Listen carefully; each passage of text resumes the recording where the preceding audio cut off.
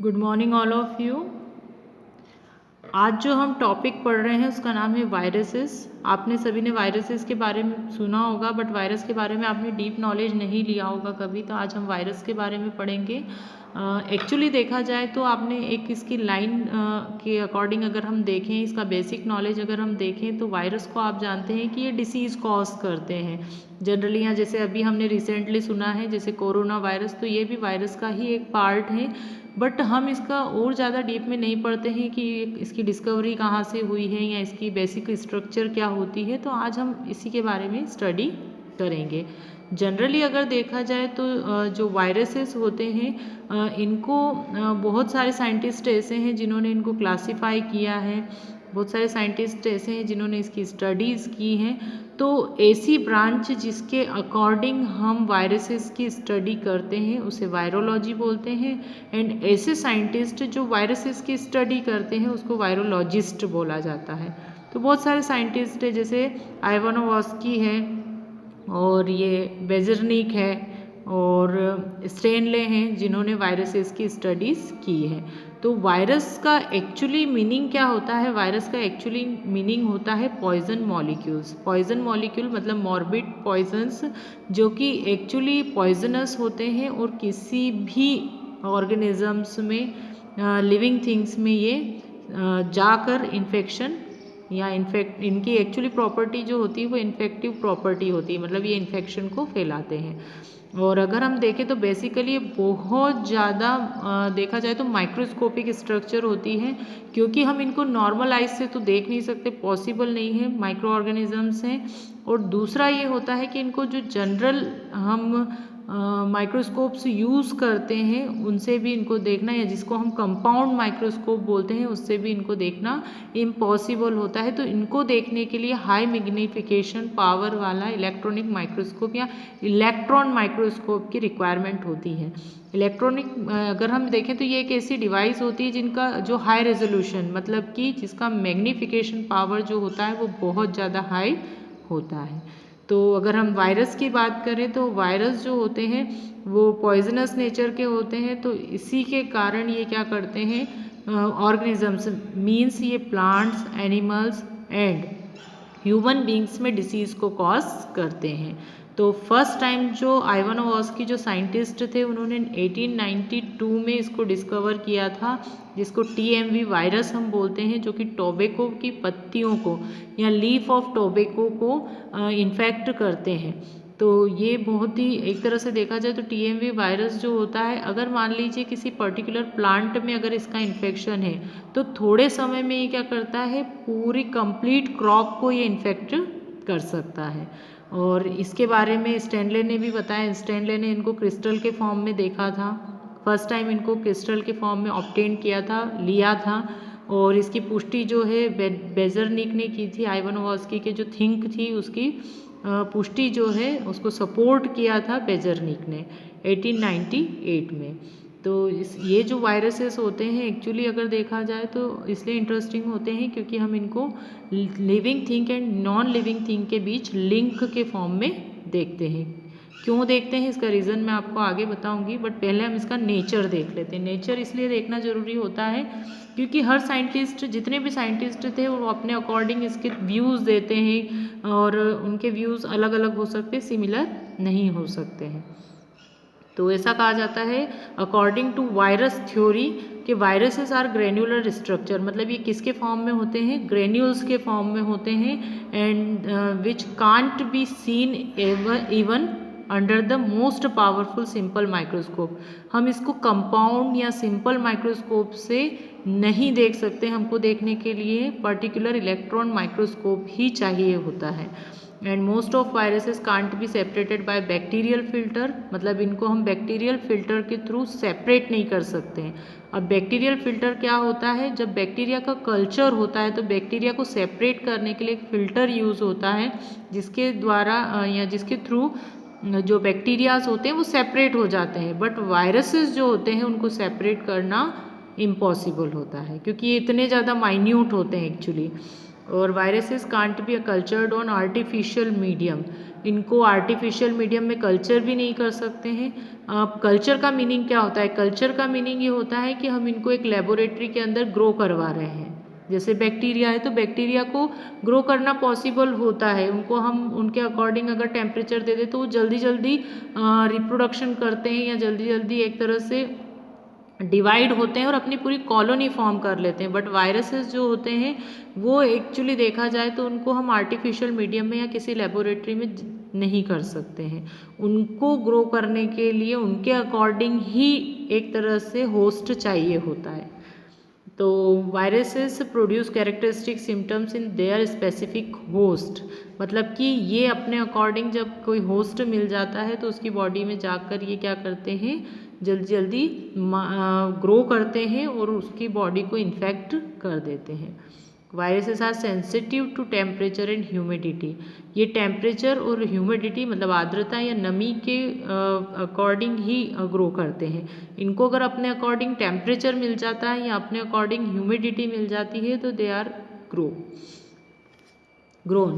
Okay, and till now scientists have not been able to solve this problem whether the virus should be considered living or non-living because they possess the properties of both. It means जो जितने scientist ने अभी तक actually देखा जाए तो ये problematic question ही है या क्वेश्चन टैग इस पर लगा हुआ है कि जो वायरसेस हैं वो लिविंग थिंग है या नॉन लिविंग थिंग है, बिकॉज ये दोनों के ही सिम्टम्स शो करते हैं। तो हम आगे देख लेते हैं इसके कैरेक्टरिस्टिक्स, जिसके बेस पर हम इसको देख सकते हैं कि इसे किस में रखना चाहिए। तो इसके लिविंग थिंग्स के जो सिम्टम्स होते हैं, ऐसा कहीं कैरेक्टरिस्टिक्स होते हैं that are they have a definite shape and size, मतलब इनका शेप और साइज जो होता है वो डेफिनेट होता है, बदलाव उनमें नहीं होता है या वो चेंजेस नहीं करते हैं। They can multiply in living cells, ये जो होते हैं अगर इनको लिविंग सेल्स मिलती है तो दे आर जल्दी जल्दी ये क्या करते हैं, मल्टीप्लाई हो जाते हैं, ग्रो करते हैं, रिप्रोड्यूस हो जाते हैं। दे पजेसेस जेनेटिक मटेरियल, इनमें जेनेटिक मटेरियल प्रेजेंट होता है जो लिविंग थिंग का मोस्ट इंपॉर्टेंट कैरेक्टर है, क्योंकि ये जनरेशन टू जनरेशन जो होते हैं ट्रांसमिट होते हैं। और इनमें जो जेनेटिक मटेरियल होता है वो होता है डीएनए या आरएनए। तो आगे मैं आपको बताऊंगी कि डीएनए किस में होता है और आरएनए किस में होता है, ठीक है। They have the property of mutation, इनमें म्यूटेशन होता है। म्यूटेशन क्या होता है तो मैं आपको बता देती हूँ कि अगर हम डीएनए आरएनए की बात करें तो डीएनए और आरएनए में एक पैटर्न होता है जीन्स का। अगर जीन्स के पैटर्न में किसी भी रीज़न से, या तो वो टेम्परेचर से हो सकता है या रेज से हो सकता है जिसमें एक्सरे, इंफ्रारेड ये सब आती हैं, या फिर ये जो बदलाव होते हैं किसी केमिकल्स के कांटेक्ट में आने से भी होता है। तो अगर किसी जेनेटिक मटेरियल में, चाहे वो डीएनए हो चाहे आरएनए हो, उनमें अगर जीन्स के पैटर्न में अगर कोई चेंज होता है तो डेट इज़ कॉल्ड म्यूटेशन, जिसका आप पूरा टॉपिक पढ़ेंगे आगे। They behave like a obligate parasite, और ये किसकी तरह वर्क करते हैं, ऑब्लिगेट पैरासाइट की तरह, मतलब ये एक ही तरह से अपना न्यूट्रिशन लेते हैं on the surface of host. Then next जो कैरेक्टर है इसका नॉन लिविंग कैरेक्टर्स देख लेते हैं हम। तो नॉन लिविंग कैरेक्टर्स, तो फर्स्ट ये होता है कि they can be crystallized and can be used as a simple chemicals. हम इनको क्रिस्टलाइज फॉर्म में बहुत टाइम तक स्टोर्ड करके रख सकते हैं।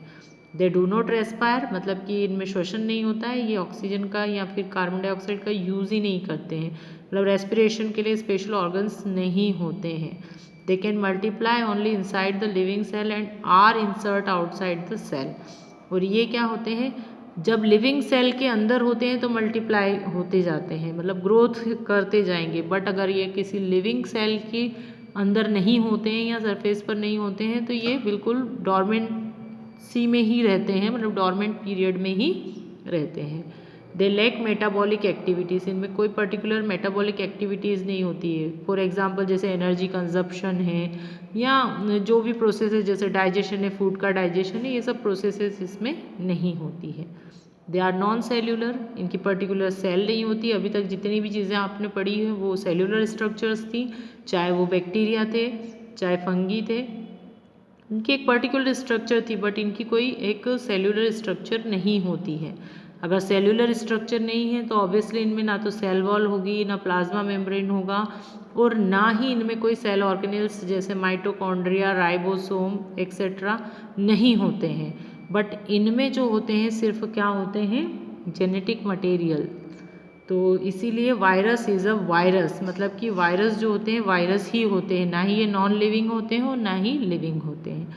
तो अगर इससे रिलेटेड क्वेश्चन आए तो आपको ये चीज़ें, इसके कैरेक्टरिस्टिक्स को के बेस पर आप बता सकते हो कि ये क्या है। तो हम स्ट्रक्चर देख लेते हैं। तो अगर इसकी स्ट्रक्चर हम देखें तो ये डिफरेंट काइंड्स ऑफ शेप होते हैं, या ऐसा कहें कि शेप जो होते हैं डिफरेंट होते हैं। जैसे रॉड शेप्ड हो सकते हैं, स्फेरिकल हो सकते हैं, स्क्वायर हो सकते हैं, ब्रिक शेप मतलब ईंट जैसे हो सकते हैं, हेलिकल हो सकते हैं, और टेडपोल लाइक भी हो सकते हैं, थ्रेड या धागे जैसे भी हो सकते हैं। तो इनकी बहुत लार्ज डाइवर्सिटी है, मतलब बहुत अलग अलग डाइवर्सिटीज़ में ये साइज़ और शेप में होते हैं। और ये स्मॉल से लेकर लार्ज तक हो सकते हैं, मतलब 10 माइक्रोन से लेकर 350 माइक्रोन तक हो सकते हैं। और ये जनरली अगर देखा जाए तो या बेसिकली अगर हम देखें तो ये 2 पार्ट्स में डिवाइड होते हैं, मतलब इनकी बेसिक स्ट्रक्चर 2 पार्ट्स से मिलकर बनी होती है, जिसका फर्स्ट पार्ट होता है न्यूक्लिक एसिड।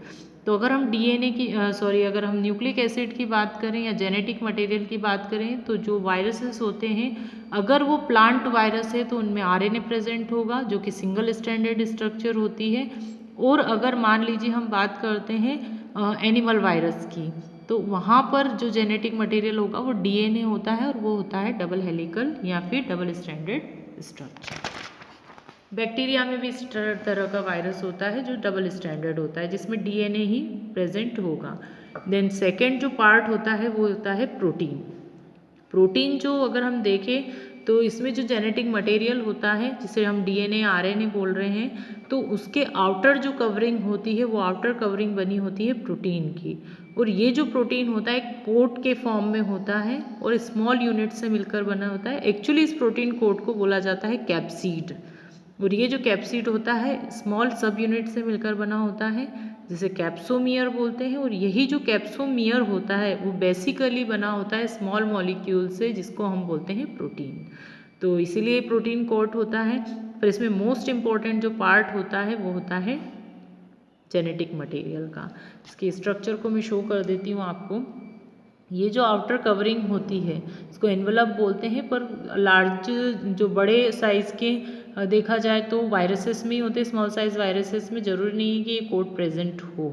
देन जो इनर साइड पर ये थ्रेड लाइक स्ट्रक्चर होती है इसको बोलते हैं जेनेटिक मटेरियल। या तो ये डीएनए हो सकता है या आरएनए हो सकता है। और ये होता है कोर रीजन। कोर मतलब कि इतना जो पार्ट होता है ये कोर रीजन ही होता है। और फिर होती है ये यूनिट जो होती है कैप्सोमियर, और कैप्सोमियर की यूनिट जब आपस में जुड़ती है तो वो कैप्सिड बनाती हैं।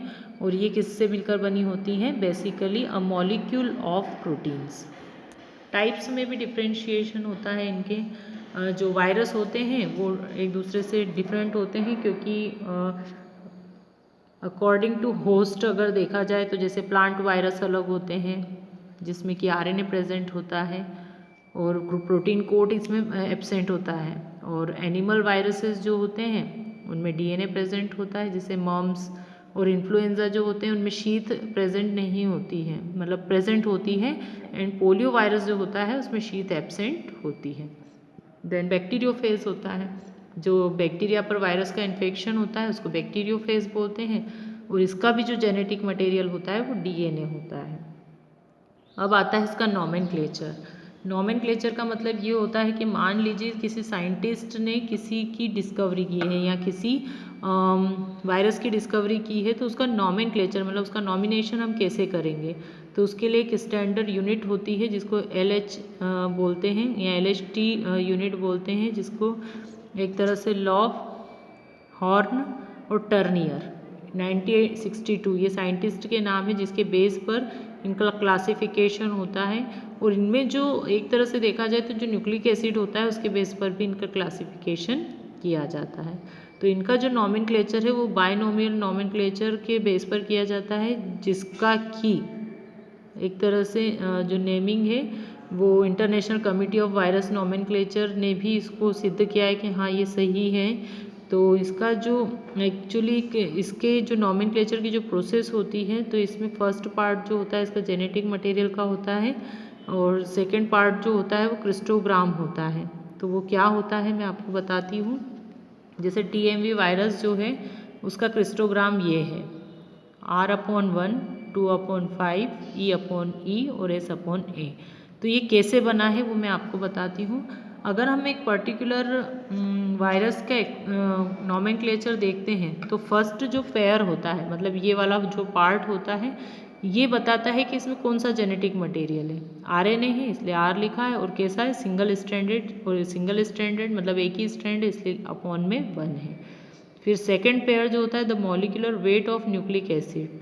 तो मॉलिक्यूलर वेट जो होता है मतलब सेकेंड नंबर पे तो कितना है 2 है, 2 में से इसमें कितना परसेंट है तो वो देखते हैं 5% है। ये दे रखा है कि कितने प्रतिशत होता है 5% होता है।